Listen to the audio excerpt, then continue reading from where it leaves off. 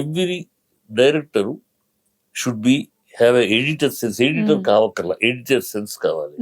Every director should be a writer కావక్కర్లా, writer sense కావాలి.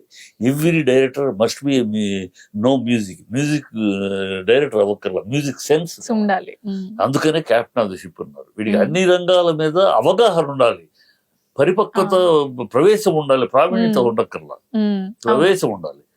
ఒక రైటర్ తోటి రాయించుకోవాలంటే ఏమి కావాలో చెప్పగలిగే ఇది నీకు కావాలి, నాలెడ్జ్. కెమెరామెన్ ఒక షార్ట్ చెప్తున్నావు అంటే నీకేం కావాలి, ఫోర్ గ్రౌండ్ లో ఏం కావాలి, వెనకాల ఏం కావాలి, ఎందుకు కంపోజిషన్ కావాలి, నువ్వు చెప్పావు అనుకో కెమెరామెన్ ఇంకా బెటర్ గా చేస్తాడు.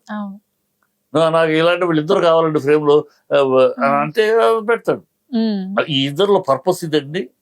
ఈ ఫోర్ గ్రౌండ్ లో అయితే ఎక్స్ప్రెషన్స్ ఎక్కువ నేను రిజిస్టర్ చేయాలి, బ్యాక్గ్రౌండ్ లో అతను వాకింగ్, అతని మూమెంట్స్ ఉండాలి రెండు. అంటే అప్పుడు అతను ఏ లెన్స్ పెడితే ఇది బాగా ఫోకస్ అవుద్ది, అది బాగా అవుద్ది అనేది కెమెరా బ్రెయిన్ ఉపయోగిస్తారు.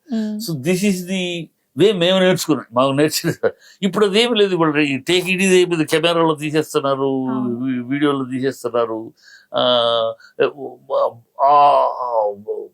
షార్ట్ కనపడితే ఇంత పెద్దగా కనపడితే చాలు అన్నట్టు ఉంటుంది.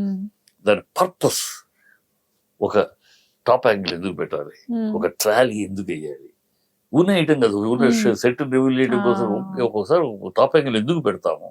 ఆ రోజులు లేవు, ఇప్పుడు టాప్ యాంగిల్ అన్ని పెట్టేస్తున్నా. అప్పుడు టాప్ యాంగిల్ తీయాలంటే పైనుంచి ఏలాడు తీసేవారు కెమెరా.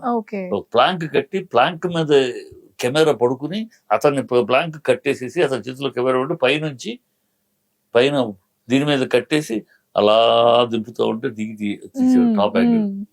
అది తిరగాలంటే ఆయన కట్టేసేది కదా, తిప్పితే తిరిగి గోడన్నీ వచ్చేసి. అంటే ఆ రోజుల్లో బ్రెయిన్ అప్లై చేసి